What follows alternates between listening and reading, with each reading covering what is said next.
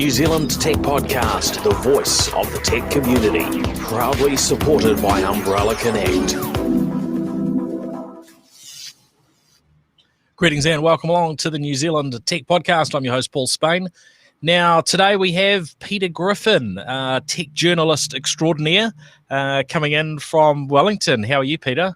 Happy New Year, Paul. Very good, refreshed, and stunning day in Wellington, I've got to say, which isn't always the case, so you can't complain. That's good. And I was following you a little bit on social media over the break. I wasn't really posting very much at all, actually, but some stunning photos, and sounds like you had a pretty good time very much in the deep south. You spent a chunk of time there in Stewart Island. Yeah, first visit to Stewart Island. Some friends there have a crib.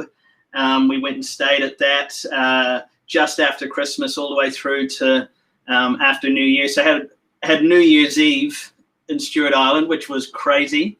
A big bonfire on the beach. Went to the classic Stewart Island South Seas Hotel quiz. The quiz night there is legendary. There were dozens of teams there, at least 4 teams from Wellington alone in town, incredibly competitive. So we didn't do so well there, came sort of in the middle of the pack. But after that, obviously did some of the Rakiura walk, which I thoroughly recommend. What really amazed me is the number of beaches down there. These beautiful powdery sanded beaches with clear water, cold water. So you might want to pack a wetsuit, but just stunning, unbelievable experience. So I'll definitely be back to Rakiura. There's so much to see. The bird life, if you get out to Ulva Island in particular, and if you get Ulva, who's Ulva Goodwillie is the best guide to take you out there. That's the most bird life I've ever seen. I go to Zealandia here all the time. I'm a member of that. I spend a lot of time at Zealandia, but the Ulva Island is the most New Zealand bird species I've seen in any one place. It's a cacophony of birds, so definitely worth a visit. If you do go to Stewart Island, you have to go to Ulva Island. That's great. Well, I think it's one of the positives to come out of COVID is that we've been really tourists in our own land again to a degree that probably hasn't been the case before. Now, Peter, before we jump in, maybe you can fill, for listeners who aren't familiar with all your work and what you do, maybe you can fill them in on, where they can read your content and so on, because you're across, quite a range of media and have been for many years. Yeah, I'm pretty much back freelancing primarily as a technology writer these days.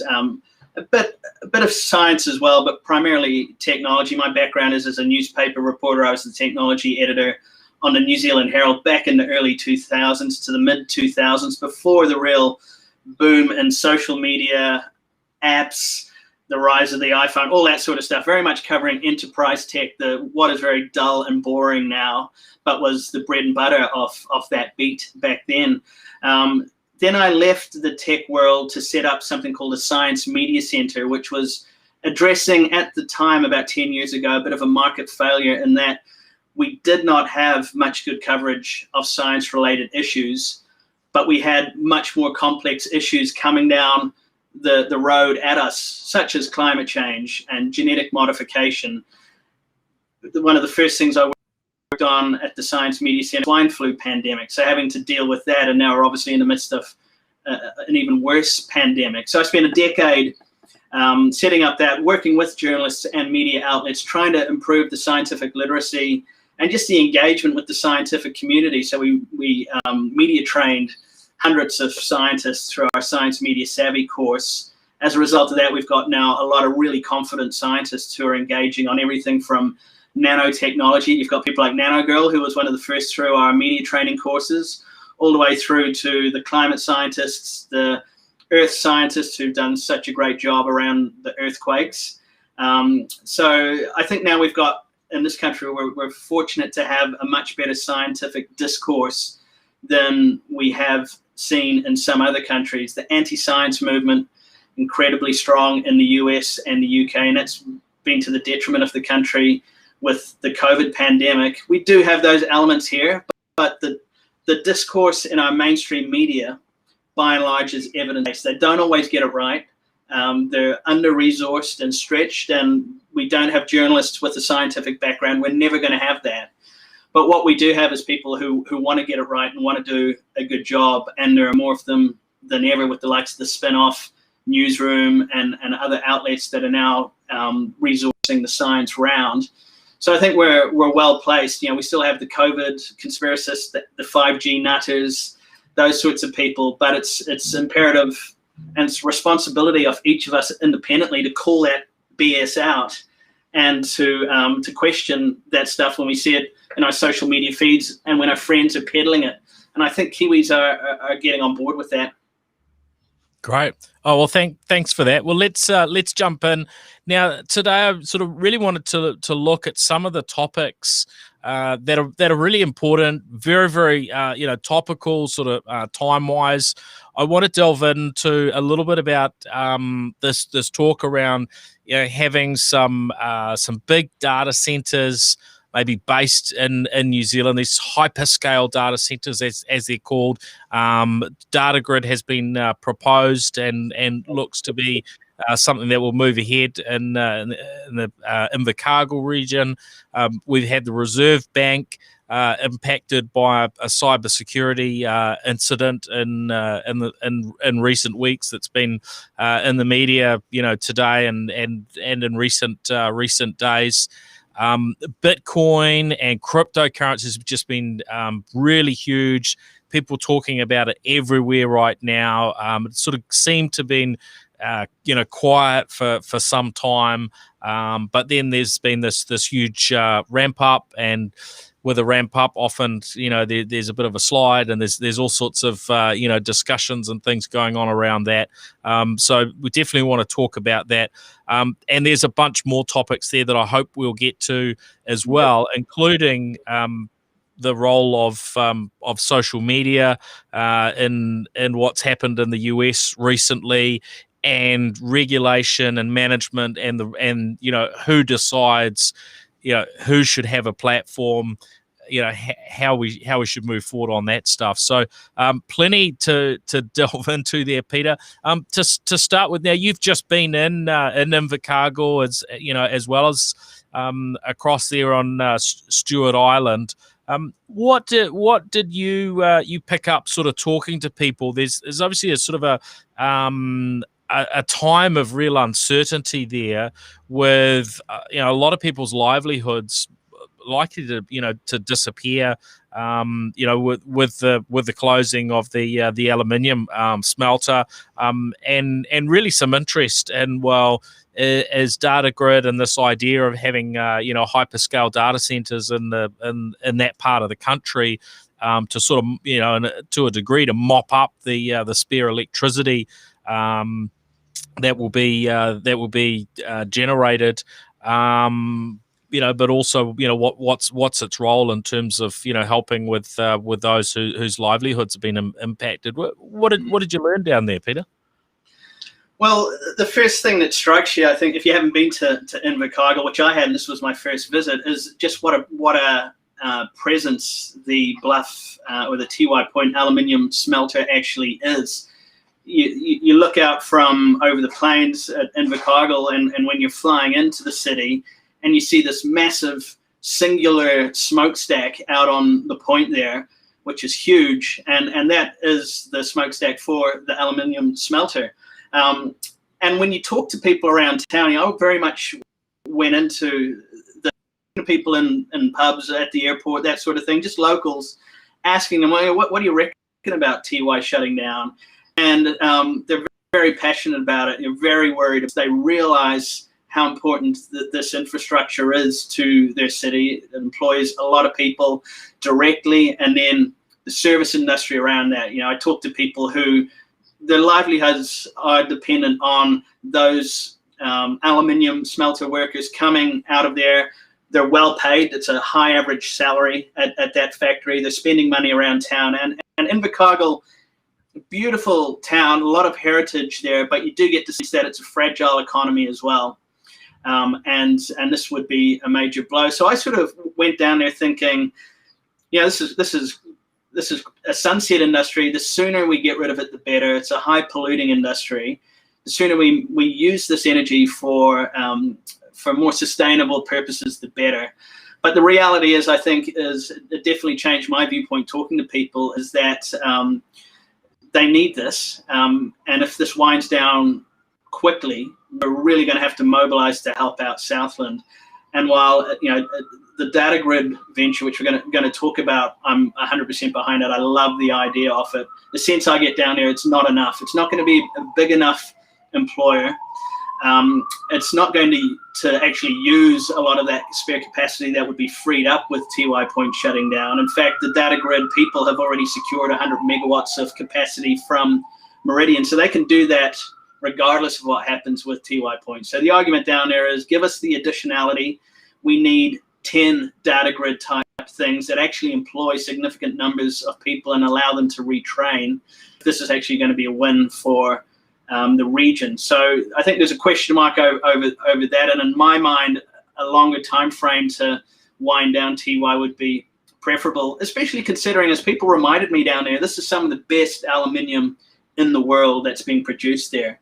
People pay a premium for our aluminium. It's used in airframes of jumbo jets, all sorts of stuff, because it's really good. So if we shut it down, that production will go somewhere else. And frankly, a lot of countries will struggle to provide as quality aluminium and to do it as cleanly as we do. So definitely I went from being a digital white-collar guy to being a blue-collar guy in the pub, talking to some of those people and actually seeing what it's like on the ground. That's awesome that you were able to do that and bring that perspective.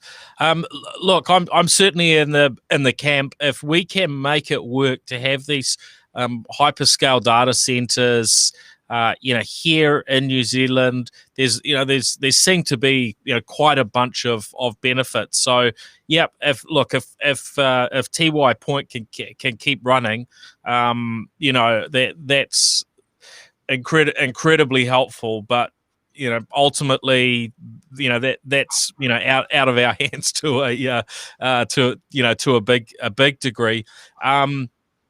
But if we can move forward with more data centers coming into New Zealand, there in the south, there are some really great benefits from a perspective of cooling, because as far as New Zealand's concerned, it's consistently a much cooler climate than I guess the further north you go, the more cooling you're gonna need. The further south you go, then the less you're gonna need. So from an efficiency perspective, that's good. And of course, the electricity is coming from a renewable source in terms of being hydro powered there. So there's lots of good things about it. On the flip side, not necessarily providing a really large number of jobs, right? You're setting up these data centers and technology, but it's not going to need thousands of people to man and to run those things, to resource them people wise. How do you feel our chances are of this being a successful thing for New Zealand? It seems like there's two parts here. In order to make it work for Data Grid to operate, and they seem to be a fairly long way down the track. There's talk of an extra fibre connection from Southland, linking up to Australia. So you get that sort of lowest latency. It would provide then benefit to Australians having a very, very close data centre, but it's offshore for them in terms of backup and other sorts of things. There are a diversity. So there's that aspect, and then the other aspect is, of course, they've got to sign up the big players. We know Microsoft have already committed to something in Auckland, but we don't know how hard it will be and how long it will take to get those sort of deals with AWS, who you can imagine would want to, as they have done in other markets, probably follow Microsoft to having a local, at least one local data center. There's Google and others as well. What's your take? So I really like the guys who are behind this venture. Malcolm Dick is a legend of the tech and telco space in New Zealand. Core Plus was his first venture. Teamed up with Remy Galasso for Hawaii Cable. Everyone tried to get that off the ground. It was those guys who actually did it, and that seems to be a great success. So the pedigree of these guys is exceptional. They are a fair way down the track. And I think there are two real drivers that will make this a success. The first one is that the big three cloud computing players, Amazon, which is by far the number one, Microsoft with its Azure platform, and as you said, there's a region coming to New Zealand.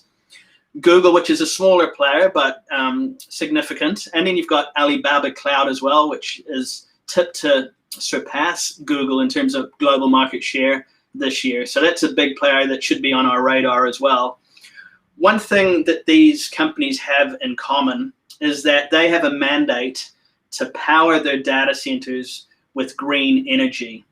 And some of them have set very aggressive targets on when they will be 100% renewably powered. Google in particular, Microsoft the same.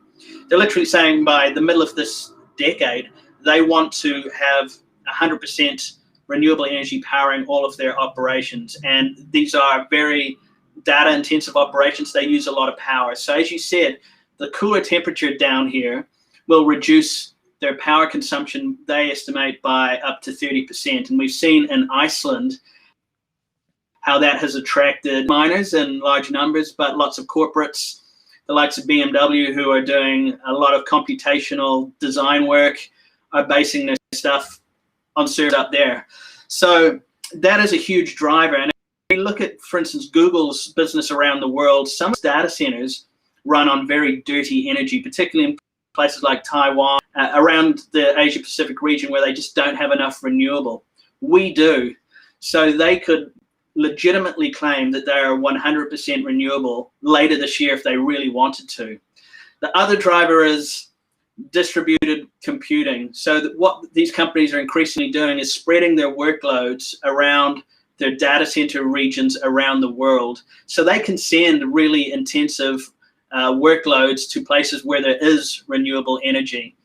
And the benefit of doing that is that they then don't have to buy carbon offsets to meet their goals of being green companies, which is a bit dubious. There's not a lot of trust in that system, and they're all using them at the moment, these sorts of schemes. But if they can do it directly off hydropower or wind or solar, the credibility is so much greater. So if they can send a lot of computing tasks to a data center in New Zealand that are not latency dependent, that aren't real-time applications, you could potentially have big businesses doing a lot of processing down in Southland. So I think those are the two drivers. It's unfortunate that Microsoft, the timing hasn't quite synced up with DataGrid. Hopefully they can do something together, but they seem fairly well down the track on building data centers with Canberra data centers in Auckland. But we do have Amazon, the big player in the world, and we do have Google, who have the same remit to have green, cheap, affordable processing. So I think it's a goer. And if you look at AWS, the deal it did last year with Weta Digital to take all of its workloads to the cloud, it could appeal to a lot more companies like that have really intensive applications. Where in the world that those applications are, they're happy to render stuff in the cloud in Southland and have people in LA working on them. That's a huge advantage.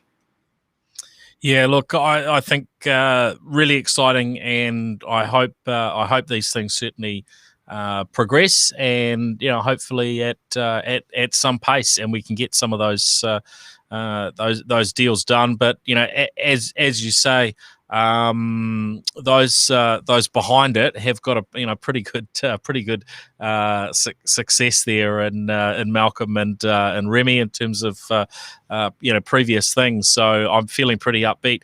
Now, last week we gave brief mention. We didn't have time to sort of delve into a discussion around the growth of and the sort of this increased focus on cryptocurrencies recently, and you wrote a piece a few days ago. There was probably Thursday last week for Business Desk.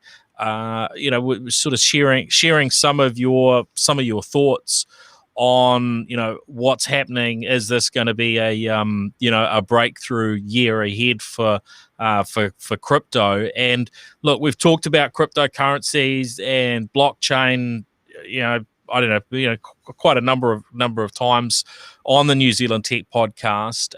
Not so much over the last year or so. But hey, it's very much back in focus, and the sort of prices that we're seeing on whether it's Bitcoin, which not sure what it's at now. I think when we were chatting last week, it was around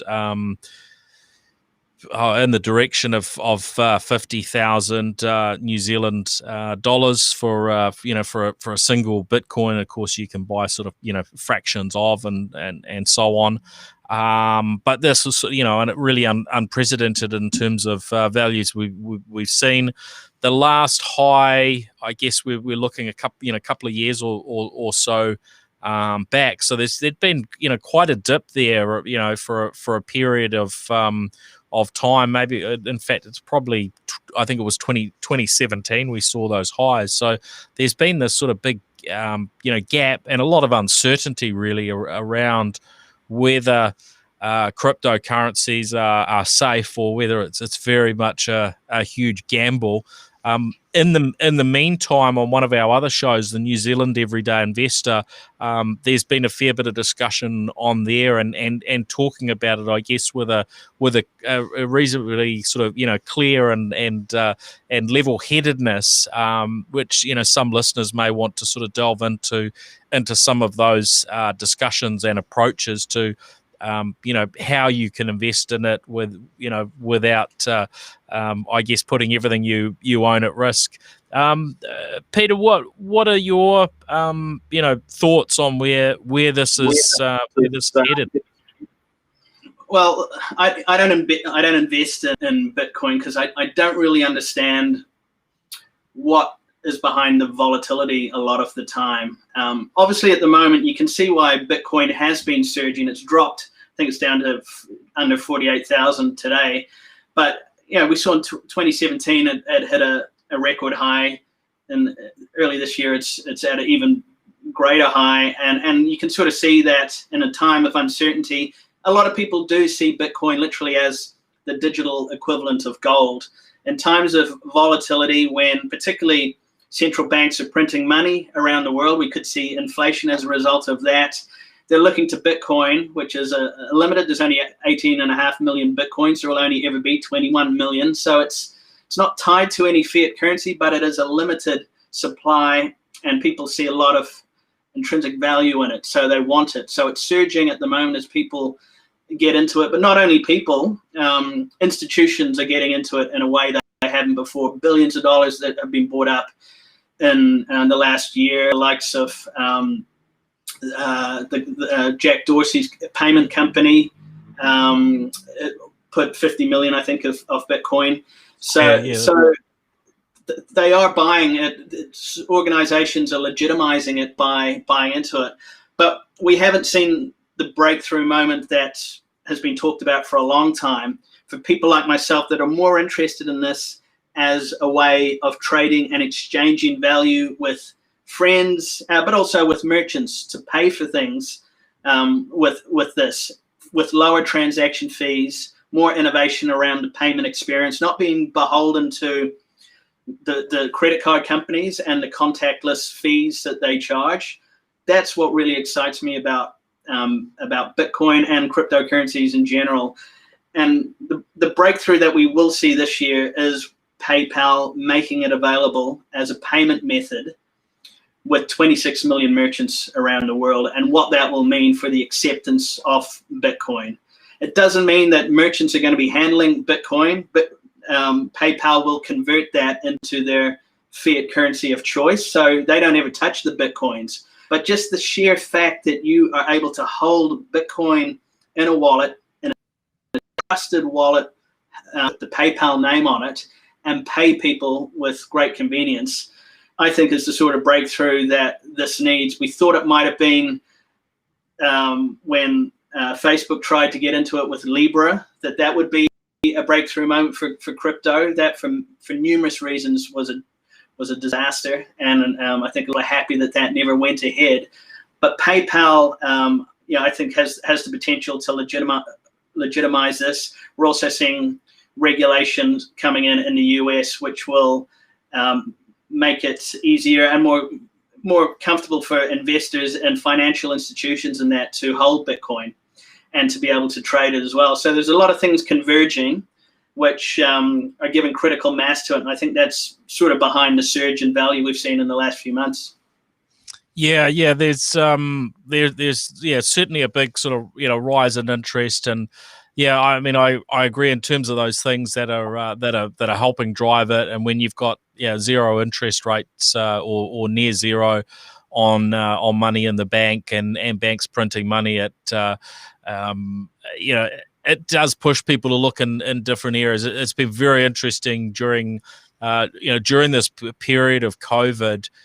Just noticing how much interest there has been from general public in terms of investing through varying online platforms and so on, and this to me also in part seems to be a flow, a sort of continuation of that, and that interest, and where else can we invest?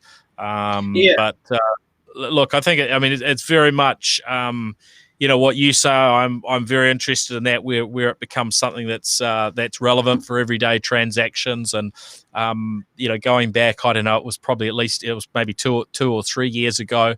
I talked about on the show an experience at an Australian fast food outlet. I think it was Red Rooster at Brisbane Airport that were able to take crypto for a transaction. I can't remember what I used at the time, whether it was Litecoin or Ethereum, but that process at that stage was fairly clunky. And at this stage in New Zealand to buy crypto, I guess there are a few channels. I was reading about one of them the other day, which a Kiwi guy that you could find online who would take your money and convert it to crypto. But it turned out from the reports that he's been done for money laundering, and was working quite closely with varying gangs. So there's that sort of dark side.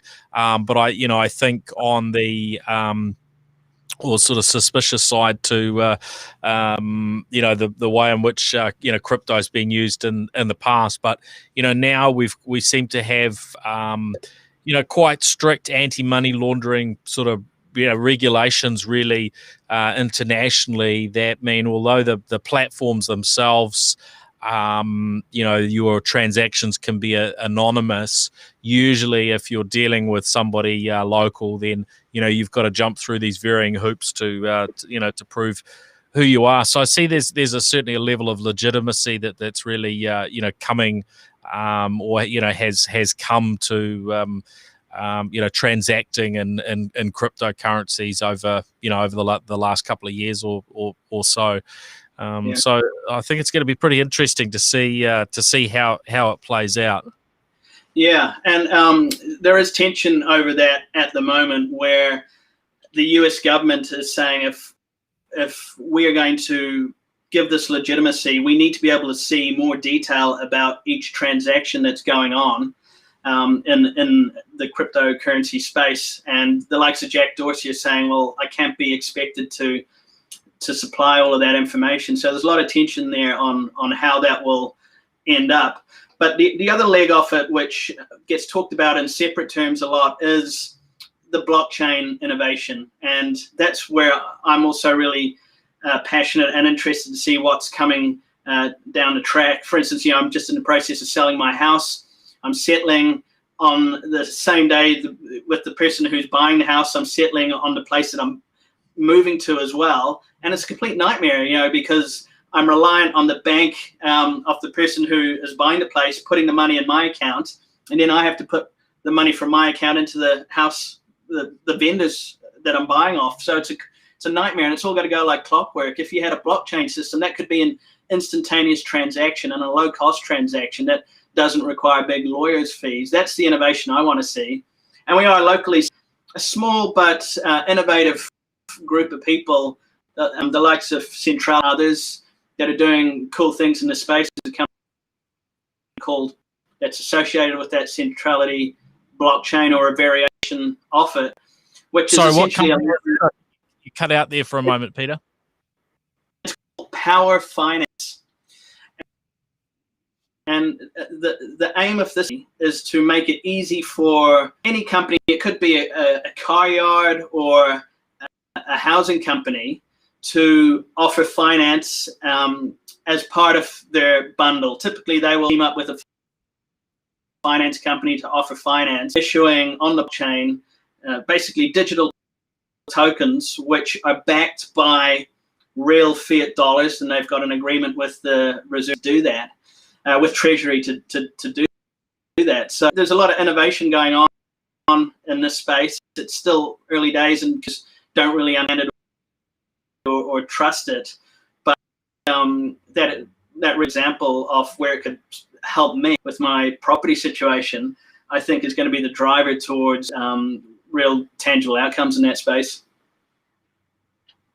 Yeah, I think that aspect of it, I'm very curious about. We haven't kind of probably seen the the level of results maybe that some of us might have expected. It seems these things are sort of taking taking some time, but yeah, it's great to see that there's a chunk of activity happening right here in New Zealand on the innovation front as far as blockchain's concerned. Now, a few other things that we did want to sort of delve into, and one of those is what's just been happening in the US Capitol in recent days. Trump's been effectively banned off the key social media platforms. And then one of the, I think, and I don't know too much about these sort of far right platforms, but one of the platforms that it looked like Trump was going to jump onto has been basically shut down. What are your thoughts on all of these things happening? Because we really sort of see a scenario here where social media has been used to sort of help this create this event that's led to the loss of life and is really sort of aim to throw a spanner in the works of democracy in the US. It doesn't seem like we're in kind of an ideal position with social media here. Yeah. Bottom line, I think Twitter and Facebook have done their thing in deplatforming the president. Amazon's done the right thing in saying we don't want to host and these other apps, because ultimately, I think if you're in business and you realize the power that you have to be able to live with the business decisions that you make. And if you know that by hosting these companies, you could be responsible or contribute to inciting revolt or the deaths of people, you have to make that conscious call. I think whether they're doing it for the right reasons is the big unknown. We know that there's a change of administration. We know that these companies, in some cases, want regulation, but they want light touch regulation, and they want regulation that doesn't crimp their ability to make a lot of money. So they are cozying up Democrats. They are looking to be proactive. And I think they've used this as an opportunity with very little political fallout, because the guy they've deplatformed is on the way out. So it's very convenient for them. But I think this has, apart from the tragic loss of life and the despoiling of the capital, which is outrageous, I think it is serving a very useful purpose, which is to actually force the hand of regulators who have been asleep at the wheel for way too long on this, to actually say, we need to do something about this. And the levers are there to some extent. The FTC has a bit of control. The FCC, Department of Justice, Commerce, they all have a role to play in regulating the digital economy and these digital platforms, but it's not working. And so this is the opportunity, with quite a dramatic event, I think, for them to say, we need to address this. The Democrats have Congress now. They have Biden, who has been a bit ambivalent to some degree about and guarded about what he wants to do around regulating big tech. But we know there are a lot of senators and people in the House who have already written up proposals for regulation. And we know the Department of Justice and the FTC are very aggressively going after the likes of Google and Facebook with antitrust action. So the scene is set for 2021 to be all about the move, in some cases, to dismantle and undo some of the acquisitions that these companies have made, but probably as importantly is to clean up the digital domain, or at least attempt to police it more effectively than it has been. Yeah, okay. It's I guess sort of, thrown me a little bit when I sort of, step back a little bit and look at, say, the Arab Spring, which was, very much, facilitated through digital channels and social media.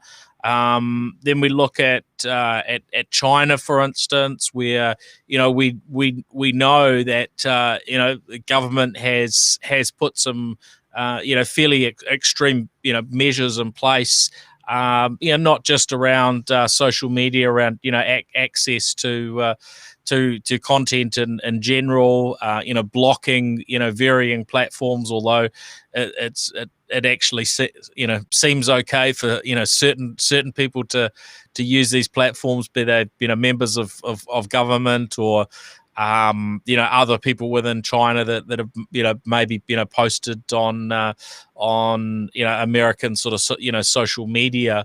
Just sort of it gets me thinking that the more that you put sort of regulation in place, it almost sort of plays into the hands of of those other regimes that would work to subvert the sort of free speech that most of us would agree is really, really important. And so it's I think there's probably two sides to this. It's not it's maybe not quite as simple and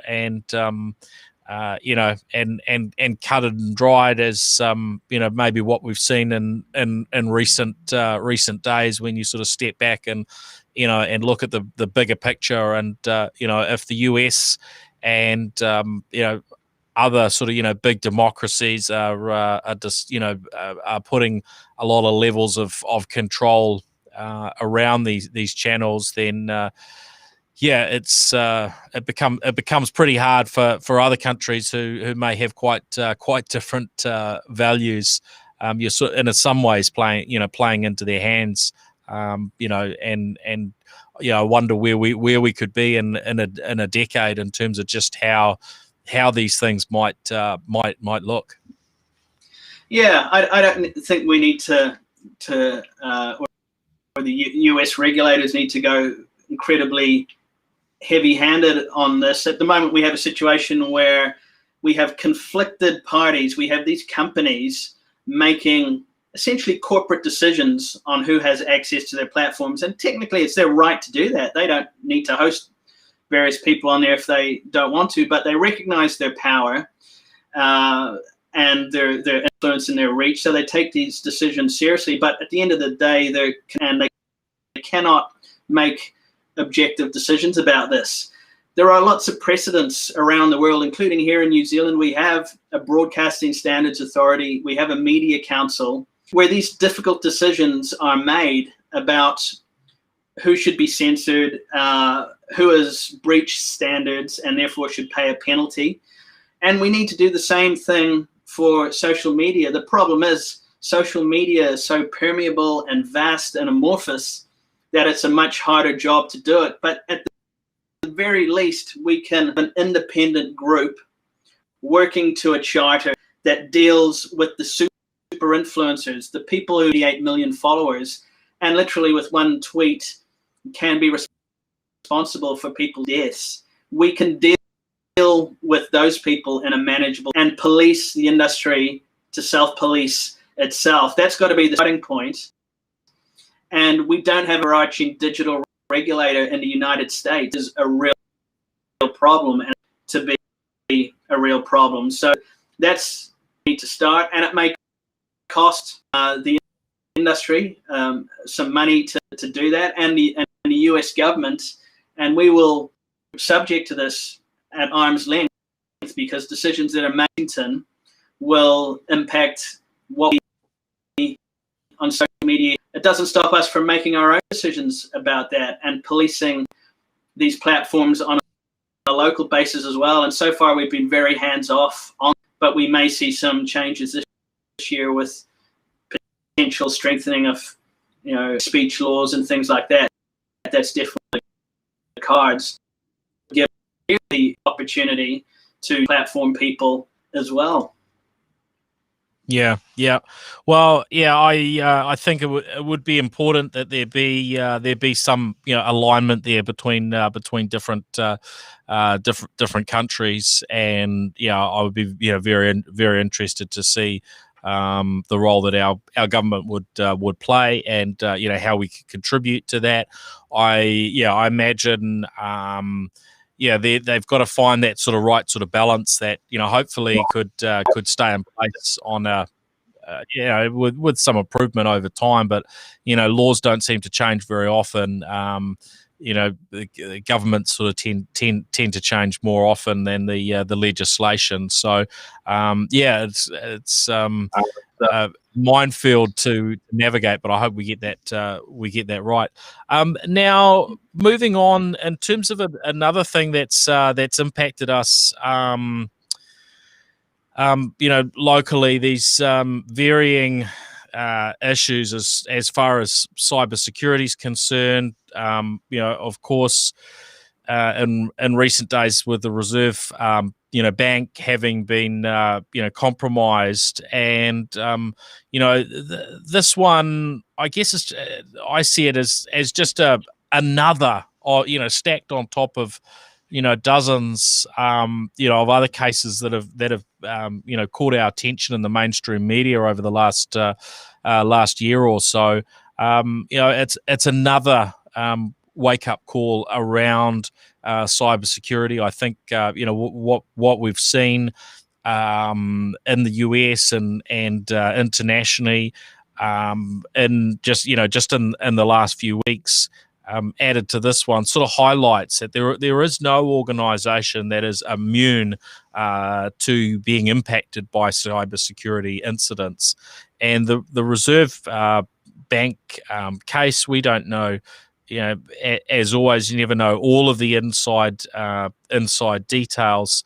But in that case, it seems to be their the software provider to them for some what when you look at the website of the provider, looks to be software that's designed very much with cybersecurity in mind, for sharing of files. But clearly that platform got hit.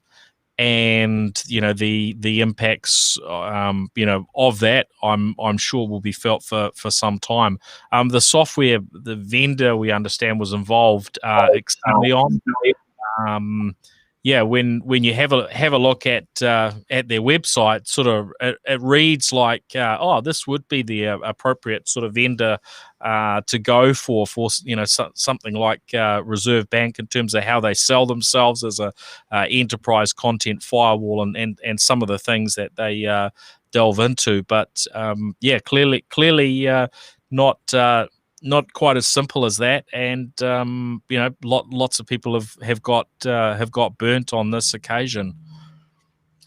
Yeah, and it's disappointing. I don't think this is as serious, obviously, as the hacking attacks on the NZX, which technically didn't attack their systems. They attacked the website, which is integral to the flow of information that allows the stock exchange to operate. So they had to shut that down. Without that flow of information, that was much more disruptive and targeted. That was a deliberate targeting of a key piece of New Zealand infrastructure, our national stock exchange. This seems to be very much the Reserve Bank being caught up in some infiltration of that file sharing software that wasn't really targeted at the Reserve Bank, but nevertheless is not good because there could be sensitive information there. And I think what it shows is what the security analysts have been telling us for the last couple of years, which is that the big growing threat vector is what they call the software supply chain. So it's those apps and platforms that you are using that you've brought into the fold within sometimes your network because you trust them. They come from big established companies that have a track record of cybersecurity. And look at SolarWinds last year, which was a prime example of that, where a piece of trusted software which allows you to manage your network was the back door for malicious code to enter your network and potentially allow hackers to have a look around your network and potentially steal data. That has been the area that security analysts are telling us all we need to focus on. They talk about this zero trust environment that you should be implementing. Yeah, and it really is very important. Traditionally it's all been about harden your defenses, identity management, multi-factor authentication, phishing attacks, the human being the weakest part of the puzzle. They can steal your identity, they can get in, mimic your credentials and steal your stuff. So now they're basically saying you need to look behind you at your suppliers and how robust they are. So I think we'll see, bottom line this year, IDC is talking about globally spending on cybersecurity is likely to be up 8 to 10% because companies have underinvested, particularly in that area. And in practical terms, all we can really do is be a bit more robust about examining our third-party suppliers, doing software audits, having watertight contracts that say, look, our service level agreement with you, you're responsible if something goes wrong here. We need breach notifications, but we also need some assistance very quickly to sort this problem out. So I think there'll be a lot of IT managers looking to tighten up and to audit their relationships with third-party software suppliers, particularly as in the last year, all of us in every company, every organization have introduced new apps into our networks. And some of them are big players like Zoom and others, and Teams, which have relatively good security, but others maybe not. Well, certainly Zoom was sort of called into question, weren't they? From, they'd been so focused on ease of use that it looked as though the cybersecurity aspects was pretty low on the agenda, and of course that they've put efforts into that, and I think that one is probably just an example of what is the case. Right across, the varying sort of software provider ecosystems is, there can be big players who, actually are dropping the ball in one major way, or, or another. So it's not necessarily super simple, is it? It's not, and I think particularly what the NZX hack last year showed is, there are question marks over where the responsibility lies with security agencies. Did they do enough there? It's hard to know because there's very little visibility into what they do for good reasons. But we do know, for instance, that Australia has just sunk, $1.5 billion of investment into cybersecurity. They're hiring hundreds of people. They're even going on the offensive. They're saying we are going to mimic and to some degree the capability of China and Russia and America, and we are going to go after hackers on their home turf. We're going to send digital warriors out into the world to stop them before they get to Australian servers, because they've seen the impact that this is having on government departments with the theft of intellectual property and some big corporates in Australia as well. We're not really in that space yet, and I'm not saying we should be, but are we investing enough? What are our systems with Cortex, the protective layer of critical infrastructure in New Zealand? Is it best practice? I think we do really need to have a good look at our cyber security defenses and how well protected our critical infrastructure is, because we haven't even seen the start of what's going to be possible when all of our hydro dams and our critical traffic systems are much more networked. Are we ready for that revolution? Because it's possible now, but is it viable from a safety and security point of view to do it?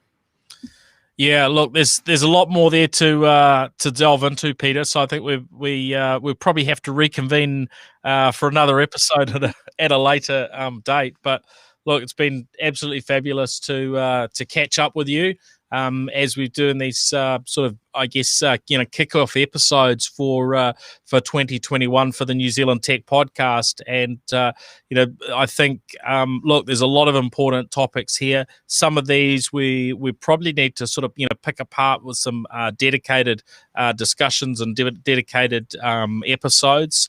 But it's been absolutely fantastic chatting with you today. Is there anything else you want to add, or just give people a pointer to anywhere you've been writing recently that you think that they might want to take a look at some of your content? I should also mention a huge thank you to our show partners: Sumo Logic, Vodafone, Spark, Vocus, HP, Gorilla Technology, and Umbrella Connect.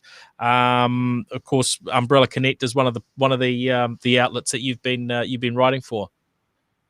Yeah, thanks, Paul. Yeah, Umbrella Connect obviously focus on what's going on in the world of cloud computing there. Umbrella is a cloud computing company, but they've done something that's quite unique in the world of publishing. I haven't seen it in this country so far, which is an independent platform for coverage of cloud computing related issues. So there are several contributors on there: Chris Schultz and Camp Mules and yourself with your podcast stuff featured on there, which is trying to do a bit of a deep dive, drill down a bit into what's going on in the whole world of cloud and associated technologies. So I think that's quite a cool venture. It's experimental. We'll see how it goes this year, but that's umbrellaconnect.com. I'm writing there, and others. Business Desk, I'd really recommend if it's a subscription service, but one of the most consistent business sort of wire services in New Zealand at the moment, particularly if you're interested in the stock market. Great coverage there. I do a tech column there.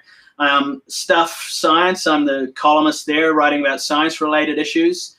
And also New Zealand Listener, which is back in business after, unfortunately, closing down during lockdown in March last year. Devastating for a lot of the staff and writers there, but it's been bought, new ownership. Bauer Media sold it to a great group of individuals who have set it up again, and we're back in business. So I've got a tech column there and writing tech features. So those are the sort of outlets. I spread myself around the place a bit, but I think every year I sort of say this, it's going to be a pretty amazing year in tech. But I think as a result of all of these issues that we've canvassed in the last hour, and we could drill down into them to a huge degree, this spectacular year in terms of the big picture trends, and also what we do in our country with a new government that's empowered to actually make the change that they initially promised. How does tech enable that? And we're starting to get a bit more of a coherent sort of strategy with these industry transformation plans, which target things like the agri-tech sector, digital technologies, advanced manufacturing. We're starting to actually get some serious thinking about how we use all of this great technology and resource to tackle some of the big problems that the country is facing, like inequality, environmental sustainability, all that sort of stuff. So I think it's going to be a fascinating year from a local perspective, let alone all of these global trends that are going to drive what we do as well. Agreed. Yeah, I mean, it's just so important to the success of New Zealand as a nation that we're leveraging technology in innovative ways, and we just continue to push forward on that front. And as you say, it really will help address some of the big challenges that we have, and I think it's key to our future. All right, well, thank you, Peter, and thanks everybody for listening into the New Zealand Tech Podcast this week, and we'll be back again with you same time, same place next week. So look, if you've caught the stream through one of our live videos, and you can follow us across and myself across LinkedIn, Facebook, Twitter, and YouTube. You can catch the live content there, but of course, most people will listen in through a podcast app on their phone. So, if you haven't subscribed, which of course it's free, to the New Zealand Tech Podcast on one of those platforms, then I would suggest now's the time to do it. All right, thanks everyone. We'll catch you next week on the next episode. See ya. Thanks, Paul. New Zealand Tech Podcast, the voice of the tech community.